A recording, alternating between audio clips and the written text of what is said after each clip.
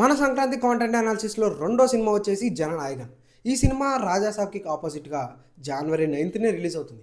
Already మనం Raja Saab content అనాలిసిస్ని మన ఛానల్లో అప్లోడ్ చేస్తాం. ఈ వీడియో చూసిన తర్వాత దాన్ని కూడా చెక్అవుట్ చేయండి. సో జననాయగన్ అనే సినిమా మనందరికీ తెలుసు. This is the unofficial remake of Bhagavanth kesari.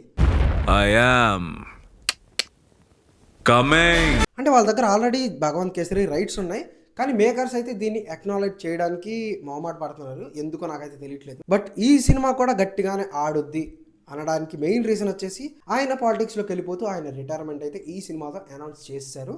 Thalapathy ఫ్యాన్స్కి అయితే ఈ సినిమా ఒక బిగ్గెస్ట్ ఎమోషన్ అని చెప్పాలి.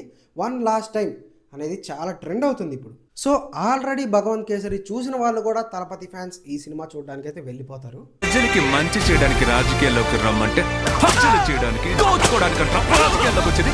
విజయ్ ఫ్యాన్స్ తో పాటు తమిళనాడు ఆడియన్స్ కూడా ఈ సినిమా కోసం చాలా ఈగర్ గా వెయిట్ చేస్తున్నారు ఈ పొంగల్కి. బట్ ఈ cinema Hindi and Telugu languages లో కూడా రిలీజ్ అవుతుంది. హిందీలో ఆబ్వియస్లీ తలపతి విజయ్ గారికి అంత పెద్ద మార్కెట్ అయితే లేదు, అండ్ తెలుగులో ఆల్రెడీ భగవంత్ కేసరి చూస్తారు. సో ఈ రెండు టెరిటరీస్ లో జననాయగన్ కన్నా రాజాసాబే ముందు ఉంటుందని అయితే నాకు అనిపిస్తుంది. బట్ తమిళనాడులో అయితే జననాయగన్ గట్టి ఓపెనింగ్స్ అయితే తీసుకొస్తుంది.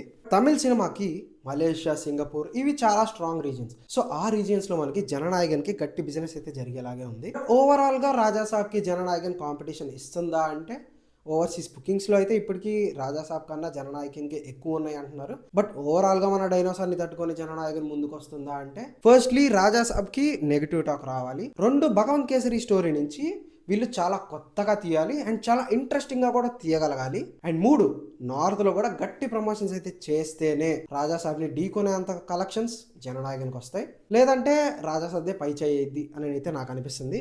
సో జననాయగన్ మీద మీ ఒపీనియన్ ఏంటి? మీరైతే తలపతి విజయ్స్ వర్షన్ ఆఫ్ భగవంత్ కేసరి చూడాలనుకుంటున్నారా?